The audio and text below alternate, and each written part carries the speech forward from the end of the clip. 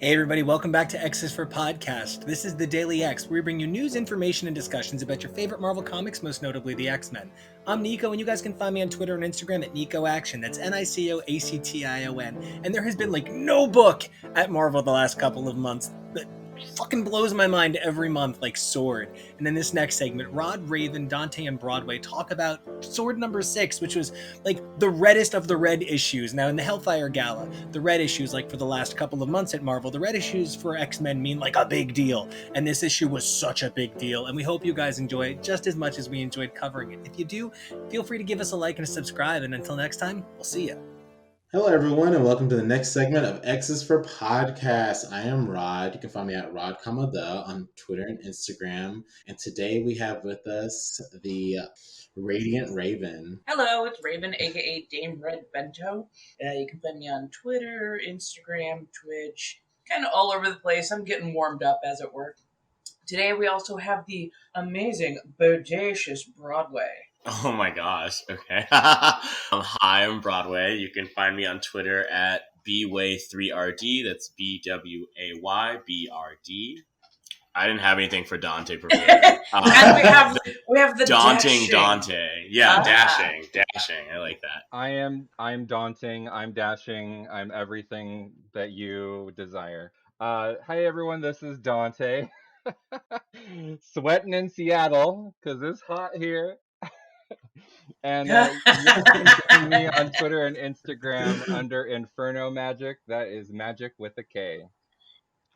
Nice. Sweating in Seattle should be like a TV show, honestly. I don't know what it would be about. I mean, I guess living in Seattle, but I don't know. It would be about the 2 weeks out of the year where it reaches over 85 degrees. That's it. That's it. Just the whole series is about those 2 weeks. Right. Like an HBO limited series. Yeah. 14 episodes, each taking a day, none of them in the same month. You're being super generous about the 2 weeks. But appreciated. Right. Well, Besides the sweating in Seattle, we're talking about another S word today. Sword, issue number 6. Written by Al Ewing. Artist is Valerio Schiti, which is this is his last time on Sword. Because he's moving to I think the main X book. X-Men. How dare you? I think he's going to Trial of Magneto. Our Trial of Magneto, one of the newer books. Fine. I know we'll miss him, but we're gonna get a good artist next. And then the color artist is Marty Garcia, which is fabulous. Marty, love him. And then we have VC's Ariana Mayer, who is the letterer and also a friend of the pod. Woo-woo. Yeah. So yes, this was the next installment of the Hellfire Gala, and this was a red issue. This was a super duper amazing important issue. Oh. This fed the X fans this week. When I say I screamed, I meant it. Right. Oh my. I mean, first we'll get to the point that made us scream, definitely. But first, let's talk about the flat skins. I mean the humans, the humans that we first saw debating, mutants' existence, because that should be a thing, right? Captain America and Doom, discussing basically the mutants making a planet, if it's a good thing or not. Right, and I love that Cap was Cap. Yeah. Cap is always the progressive, forward-thinking. I love how well he is translated onto these pages. Oh my god, it was so good. But who is that other little frickin', the weasel face? Oh my god, I wanted to punch him in the throat so bad. He was walking with Guardian, from Canada. Peter Gyrick. Henry Peter Gyrick. Oh, thank you. Oh, yeah. Gyrick is just so slimy. Oh, I can't stand him. Ugh. Yeah, he's the director of the last Space Force of Earth. And yeah, he is very, American white man. I hate anything other than American white man. He hates aliens, hates mutants, just wants everything to go away that isn't, them. So this definitely fit his character, and Al Ewing knew what he was doing with this. Yeah. But I feel like a lot of people are like, this is what they want Captain America to be. They really love how Al Ewing is a great writer, but I don't think I've ever really. I mean, he's written Captain America, but I haven't seen him write Captain America in a minute. And this is really good, seeing how he kind of just like shut Doom down, but also was like, I wish we could do it together.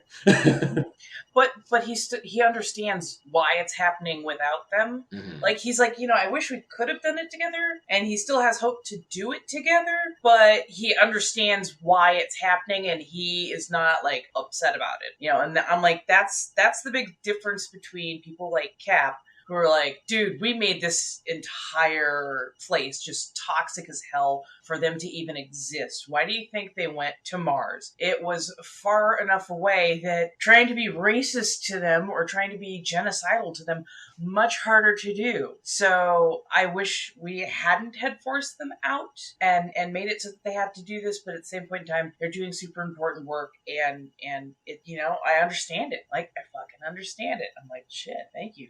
Thank you, sir. Raven, it's so Exactly. interesting because I read it slightly different. I didn't read quite as much understanding in that because I still felt like, I think there was a knowledge as to why it happened, but I felt when it got to that punchline of the comment, I wish we would have done that together, I still feel like that was a little bit of like lamenting that we weren't unified as a people, mutants and humans. And I felt like really what that was showcasing is that like even the people who are supposed to be allies to the mutants kind of failed. Like they really didn't, pull their weight in being allies. We should have I say we, like I'm there. It should have been a unified effort, but yeah, mutants essentially got pushed out, right? Like so I didn't read it as a kind of like a, I don't know. I guess I thought it just like pointed it more showcased that there was still a failing on the superheroes who should have been doing better on behalf of the mutants as well. Oh yeah, I definitely feel like Cap feels regret with because he has done wrong by the mutants.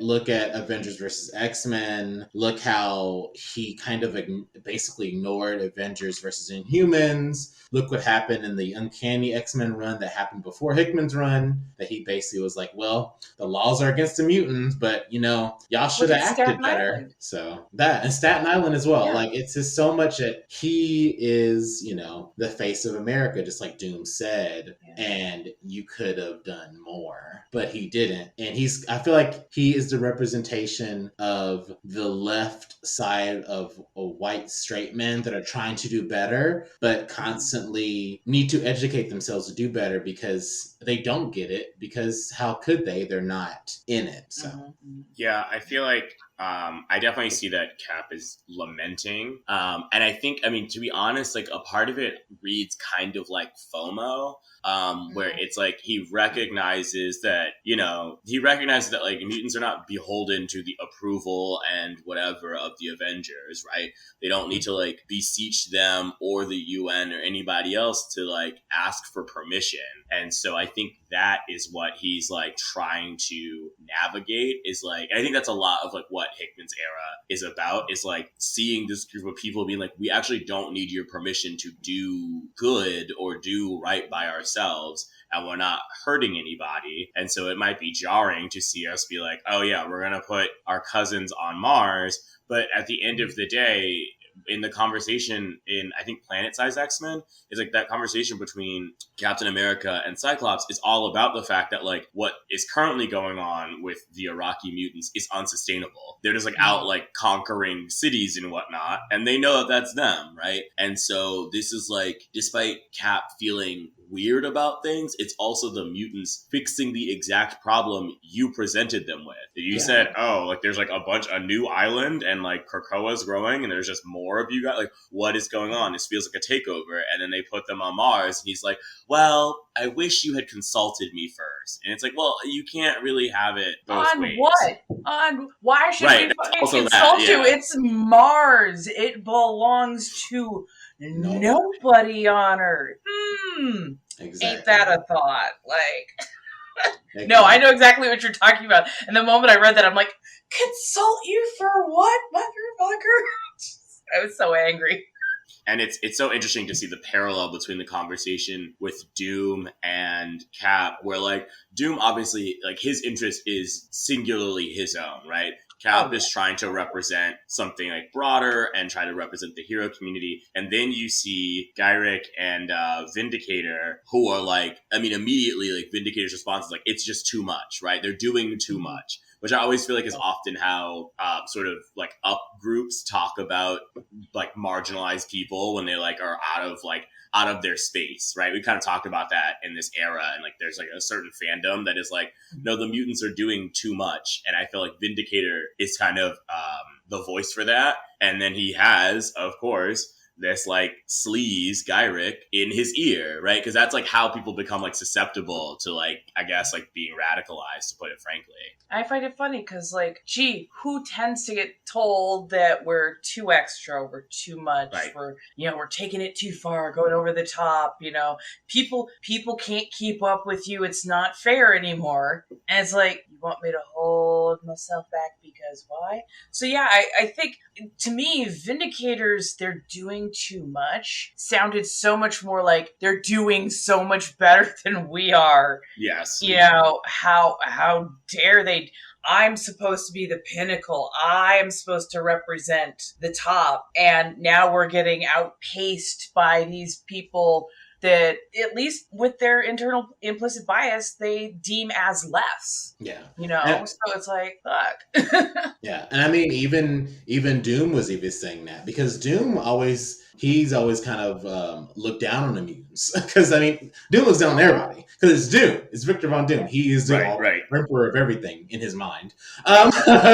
He keeps mutants in concentration camps in exactly country. So he was making fun of Krakoa because he's like, oh, y'all's dysfunctional country. But now mutants have created like terraformed a planet in one day, and now he's like, oh, now he's got like y'all, like Dante said, he's got FOMO as well, because he's like, well, I'm gonna do something like this too, but I won't make a gala out of it. And oh my god, that was shade, because he was like, well, I don't need to do all this to a spectacle because I'm already Doom. It's like, but you haven't done shit, Doom. So like, you're just salty. Yeah, and that's okay. That's okay. Just feel that, but you don't need to throw shade at people. He was the drag queen equivalent of, oh, I was gonna wear an even better outfit next week. Bitch, why didn't you wear it this week? Right, exactly. It also kind of reminds me of Namor. It's like that same energy, and like I can't wait to see Namor's reaction, because it's like, you were talking cash shit, and like now you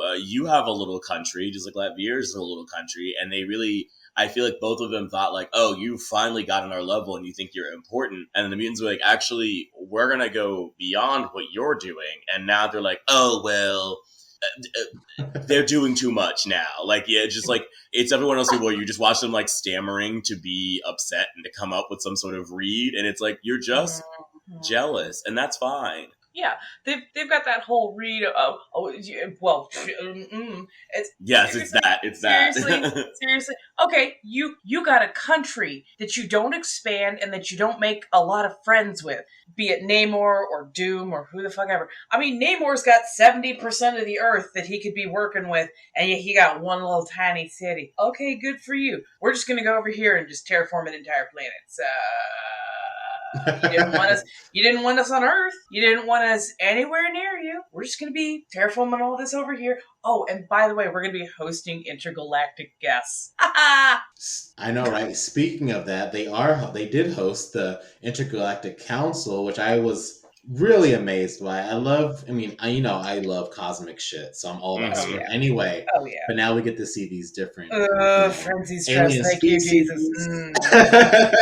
We get to see these different alien species and different representation, and they are kind of like, on one hand, they're like, who cares about this? Like, it's this one planet. And then other people are like, no, it's a big deal. But they're like, how? I love the juxtaposition of how, like, it's not really a big deal, but then it is compared to some. Because for some alien races, they take over like 5 or 10 different planets. And they're like, this is nothing. But for people that have been on Earth or grew up on Earth, or humans, are like, yeah, no, they terraformed a planet one day. We don't do this. So Well, it's funny that the ones that take over planets are like, this is nothing. I'm like, you don't build anything. You just take Right. over a planet. Exactly. It's that. Literally, It's that. you have no idea how much work terraforming an entire fucking planet truthfully is, because even when you're building a closed ecosystem, say in a terrarium or a tank, or an aquarium, like one little thing is off. Next thing you know, you got just bad shit. Everything goes wrong and it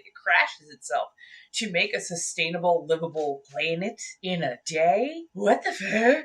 Like, they can eat a bag of dicks. And I find it funny to say, it's not that big a deal. Yet they all showed up. Right. If it wasn't that big a deal, they just would have not showed up. Yeah, exactly. And one of my favorite moments, I feel like, in the first few pages is I love when it's first Frenzy and Abigail. First of all, Mhm. they are the representatives, which is fantastic. And yes, I love that Frenzy puts Nova, Dick Ryder, in his place. That's his name. But yeah. I know, and but I love that she puts his little snarky ass, like bitchy face attitude in place, because he's like, well, I'm the representative of Earth. You should have came to me. And I'm like, when have you been a representative of Earth lately? Like when? Right. Not recently, in like the past, like right. what, like 15 years? So. And you're the representative of Earth. Nobody has claim on Mars. Nope. So why the fuck would I come to you to talk about an uninhabitable planet in the solar system? Oh, that's right. Eat a bag of dicks. I would also note that like all shade to Nova, but it also says partial representative, because like his position is not that official. Like he just happens to like know all of these people and have connections there, and so he's like a useful liaison, but he's not in any sort of official, diplomatic capacity. But again, much like Cap, it's like, oh well, you should have. I wish you had consulted me. Like obviously Nova's more upset.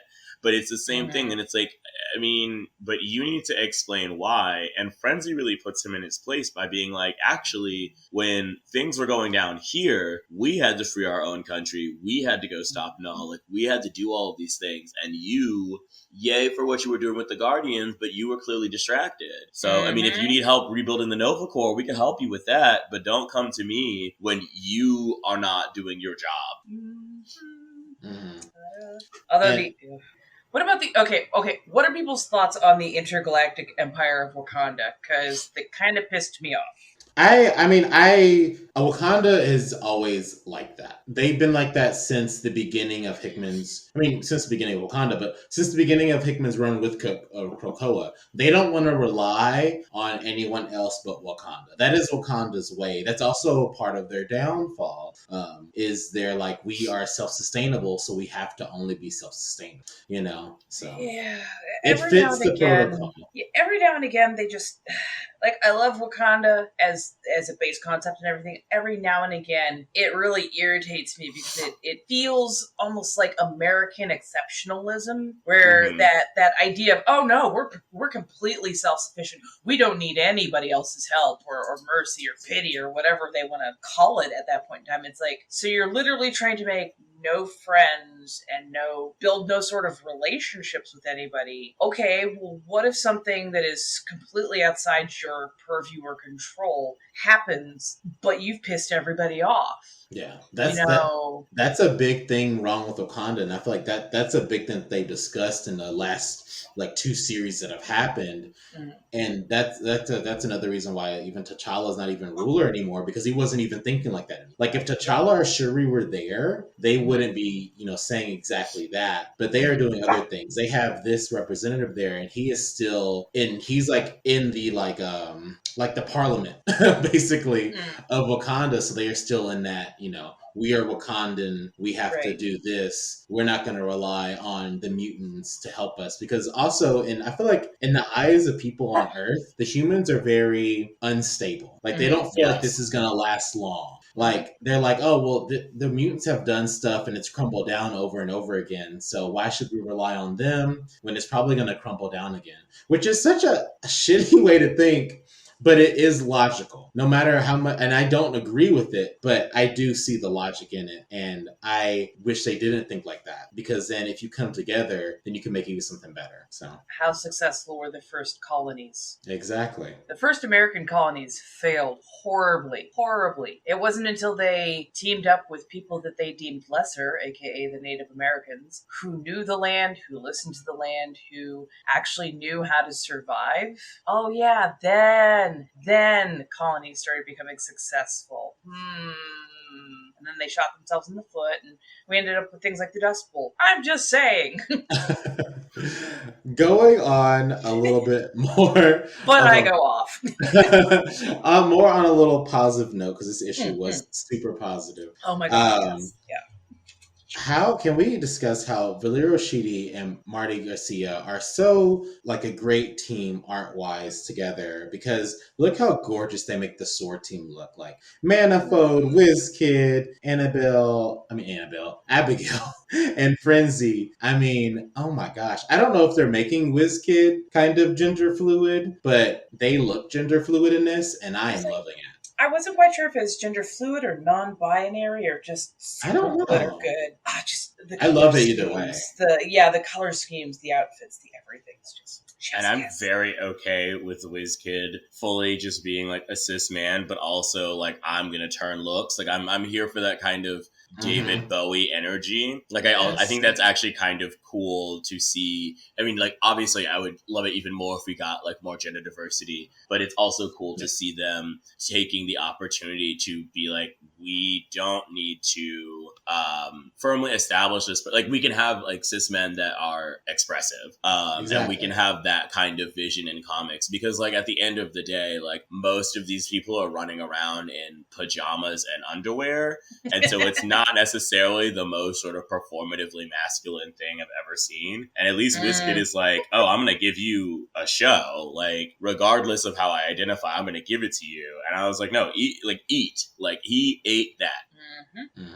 And I love that they, I feel like in some past books, they don't really ignore the, handy capable person, but they don't focus on them as much, or they don't give them as much of a shine. And because of WizKid, they're able to, to create the metal and have the idea, like, have the structure for that. And just, he is a essential part of the team, and he is giving, like, just as a big as a shining moment as all the other members of the team. And I really appreciate that. I feel like this representation and keeping him in the wheelchair, because this is his body, this is what he wants to do, is just such a great thing for them to do. And they did note that in the designs for the characters, like I want to say maybe it was on like Mutant Mondays, they talked about how they didn't want to like quote unquote fix WizKid because he doesn't need to be fixed. Right? What like people with disabilities need is a world around them that's accessible. And he can do that. It's even more beautiful because it's like he can do that on his own with his own gifts. And I really do love that. Like Sword is such an interesting team because I don't know. It's hard to think about like when you watch like the Avengers movies or whatever, and then like you read this comic and it's like this is a team where like a woman who loves to wear suits, right? Like a fairly stern, somewhat masculine woman is running the show. Like even in this issue, the central team is a dark-skinned Aboriginal man, a dark-skinned Black woman, a Asian person who is in a wheelchair, and Storm, which needs no introduction. And it's just like there's something really cool about this team, and it's so organic. Like they don't even need to to sort of like remind you of the diversity of the team, because it's almost an expectation. Like it would be weird to see a team full of like able-bodied cisgender white superheroes talking to the Galactic Rim Collective and like the Galactic Council, because it would just, the contrast would be very weird between this like horse person and Captain America. And I do appreciate that the mutants are like, no, we're actually a lot more like you guys, which is why we can kind of assert ourselves. Like we get the scale that you guys live on, and like the scale of like diversity and whatnot within all of these communities. Definitely agree with that. Speaking of, giving the diverse people a voice, Dante, what did you think of, the fact that this diverse group created this other big thing for Krakoa, this metal that is going to supply like the solar system and be like another thing that puts, the mutants on a bigger galaxy kind of map? I think it's super exciting to see that everything that we have seen in the Sword book leading up to this point has been building to something that's actually pretty monumental for Krakoa and Arakko and mutants as a whole. I think like Broadway was saying, this is such a wonderful, diverse team. Characters I don't think we've really ever seen together, but somehow feel so cohesive and just fit so well with each other, and their dynamic is fantastic. And I think one of the great things about having, somewhat lesser known characters or lesser utilized characters is that we get to have these amazing new interpersonal dynamic and uses of powers, and Sword is just giving that in spades. Like, it's just amazing. So this whole new metal thing, I mean, it's such a super interesting concept with this new currency and being at the center of that. Like, I'm so psyched to see where this is going to take us and the mutants. I don't know why I keep saying us. Why am I a mutant? So proudly a mutant. I'm excited. I'm so excited. I'm a mutant. Very that. I'm excited. I'm excited to see how much more elevated we get to be after the gala, because I mean the gala was huge for mutants, but it definitely doesn't feel like it's stopping there.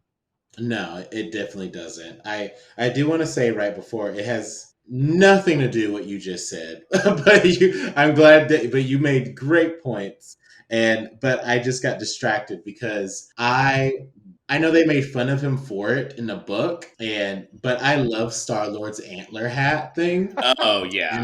and I want it, and I want to wear it because it looks really ridiculous and kind of dumb, but it looks good as well. We have had plenty of characters that have had antlers and whatnot coming out of their heads, and that has been perfectly acceptable. So I don't see why this is any more, oh my god, than, let's say Hela from MCU. Right. Like, come on. I mean, there's been Dr. plenty. Doom. Oh, like, look at Dr. Doom, and he's like talking about Star-Lord's antlers, which was funny to me. Yeah. But it's just like, well, dude, have you seen yourself? He's like a full emo man in the iron mask kind of thing going on. Right. Like, I'm amazed Full Metal Alchemist hasn't sued them. Come on, dude. Speaking Can I of just, Dr. sorry, Doom. real quick, Oh, can no, I just yeah, say go ahead. to what Dante was talking about? I really feel like, I think there's definitely a contingent of people who are like, I don't really get the Hellfire Gala, I don't really whatever.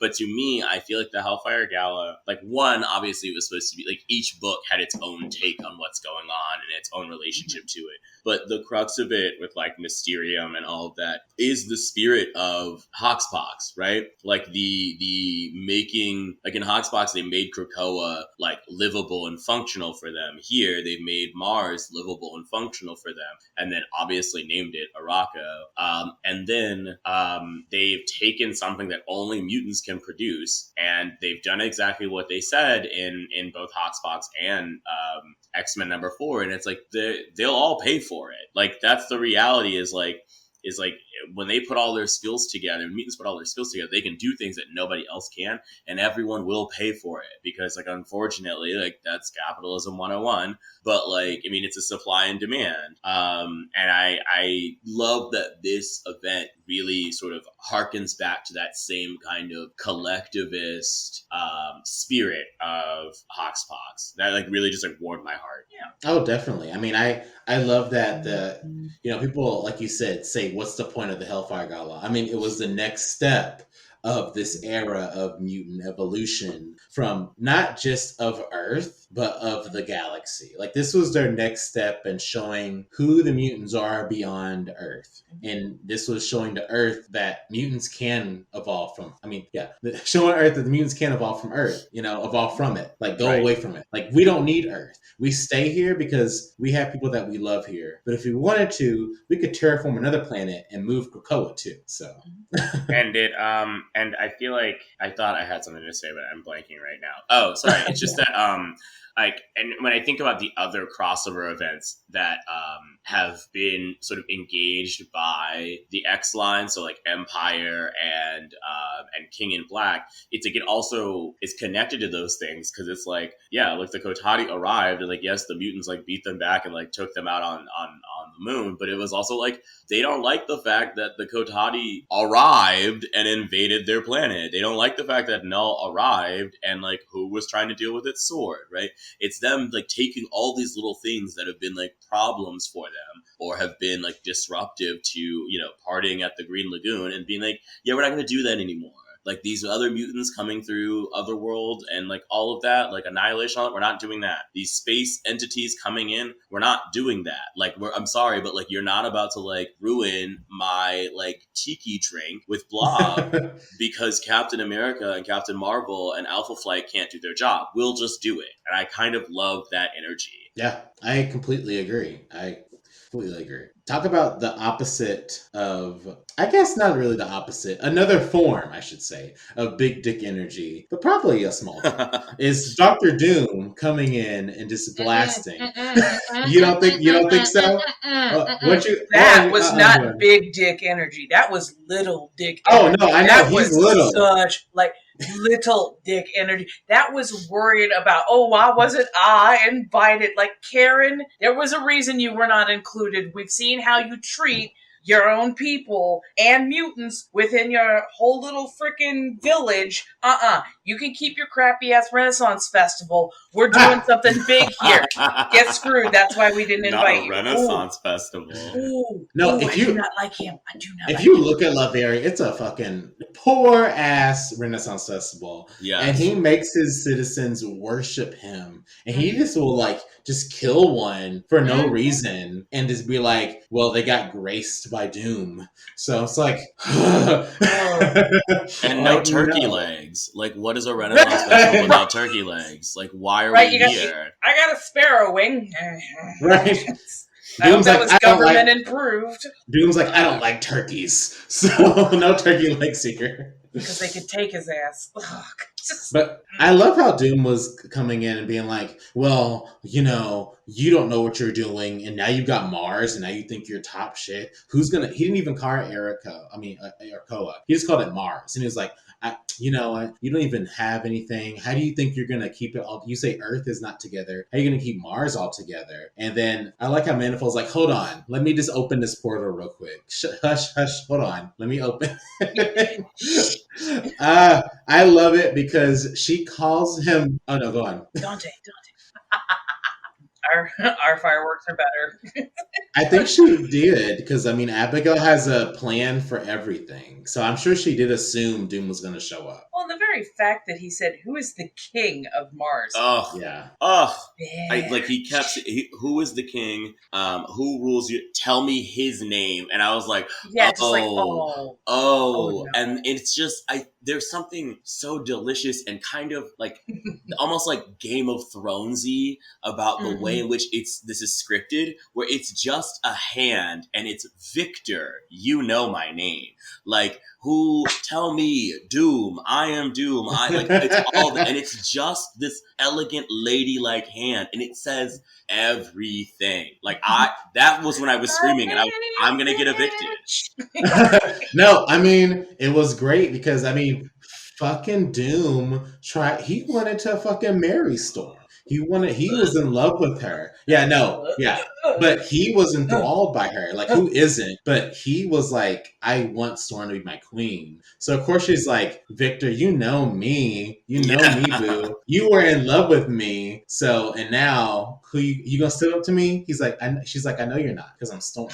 I'm Roy Monroe. I'm the Wind Rider. I will run enough lightning through your suit to melt it into slag, and you with it. Valerio Schiti and Marty Garcia, the way they made Storm look, I need it. I need that original sketch with the colors on my wall in a frame. Oh my god! Please, I will pay money for it. Tell me she keeps this outfit and the hair and the gloriousness going on. Just, oh my god. So she has that same outfit in the next cover of Sword. So I'm Yes, assuming Daddy. she keeps this outfit. I hope this is like her Region of Soul Queen of Mars outfit, because that's a queen Please. outfit. Please It let her is. keep that. That is just too glorious. And it's stunning the way her hair turns into the wind and lightning. Like, it's just like, you want a panel that just says Storm is that girl and this is it. And it's just I almost wish I had to turn it this like I wanted to be able to turn it long ways to see it. And I So like good. we all knew it was happening, Mhm. but like even when we were talking about it in Planet Size X-Men, I was like, if they don't make Storm the Region of Soul, I don't understand what's happening. Right. So Right. it just makes so much sense. I I was can't ready to wait. give up. I know, right? If they made somebody, I don't know who, but somebody else, I'd been like, well, I guess I'll keep reading. It's like, We'll make Wolverine the Regent of Soul. oh god, like No. if they made this like 15 years ago, he would have. Oh, right? I would have would've said, been. bring on Nimrod. Like, let's just be done. It's not Right. gonna work out. Let's just, if it was 15 years ago, it would have been Wolverine with like the Phoenix, Oh. and it would have been like, let's go. And I'd be like, I guess so. I know in the next issue she's on the cover of fighting some alien like entities. So I was trying to like the bad guys minions. Oh yeah, some like bad guy minions, like alien bad guy minions.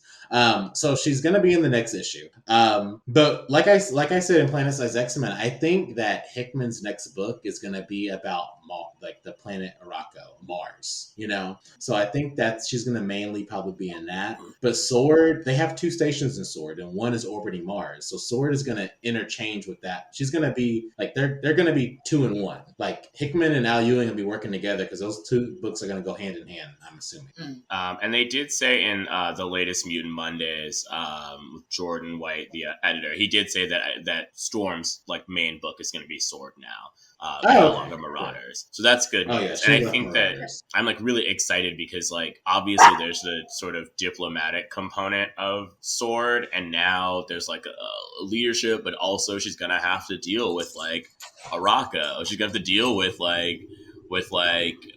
Iska the Unbeaten and all of them. And it's just like, it's so exciting.